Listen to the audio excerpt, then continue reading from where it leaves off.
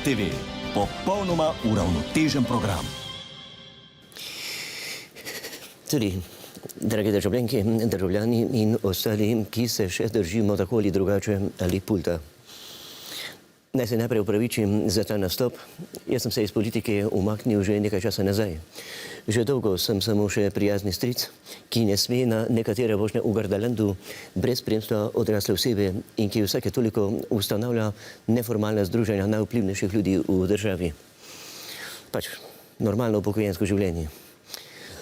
Glede moje udeležbe na ljubljanskih petkovih protestih, velika zbiranja ljudi nikoli niso bila moja stvar. Če nič drugega, je iz moje perspektive zelo slaba vedljivost. No, tudi nisem poseben ljubitelj koles, sedeži so visoki, pedala pa daleč. Tam sem bil, ker me je s svojimi izjavami o kolesarjih izval minister Hojs. Pa nimam nič proti gospodu. Oba sva del slovenske politike, s to razliko, da se jaz nikoli nisem rabil sprehajati med ljudmi v policijskem spremstvu. Ampak pustimo to. Kaj pa jaz vem? Samo zato, ker sem najbolj priljubljen akter slovenske politike vseh časov, ne pomeni, da imam pravico soditi o drugih. No, še to bom rekel, 30 let nazaj je bilo vse drugače.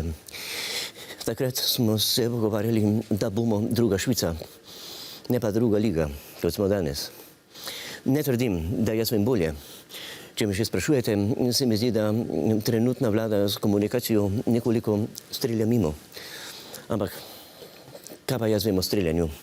Jaz nikoli nisem preprodajal orožja, kot nekateri. Res nočem provocirati, s politiko nimam več nič.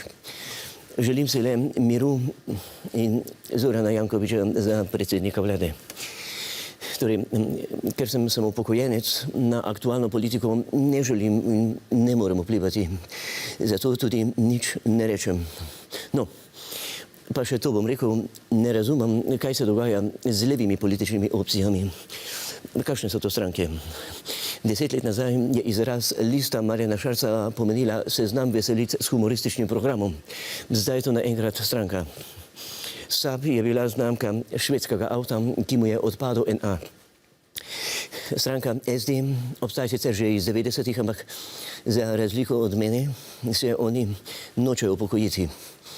Pa še ti mladi, levica, krasni fantje in dekleta, idealisti, imajo kupenih planov, ki jih ne morejo uresničiti, pa z nikomer se nočejo družiti. No, včasih smo temu rekli najstnik, zdaj temu pravimo stranka. Ne bi rad soli pameti, ampak kaj se pa mi gremo? No, včasih si veljal za nesposobnega, če si imel 2 levi, zdaj jih imamo očitno vsaj 4. In nič ne kaže, da bi bilo to kaj bolje in pomagalo na naslednjih volitvah. Ampak gledajte, kaj pa jaz vem? Samo zato, ker smo v mojem času vsi bolje živeli, ne pomeni, da je bilo bolje. Nič ne bom rekel, jaz sem v penziji, da se s tem ukvarjajo drugi.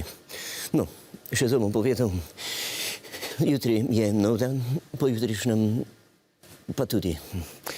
Hvala za pozornost, grem razmisliti, kdo bo naslednji mandatar, na kar absolutno nimam vpliva. Hvala. Lejte, ko boste vi imeli kanal, se bom jaz naročil. Zdaj pa se dejte vi na mojega.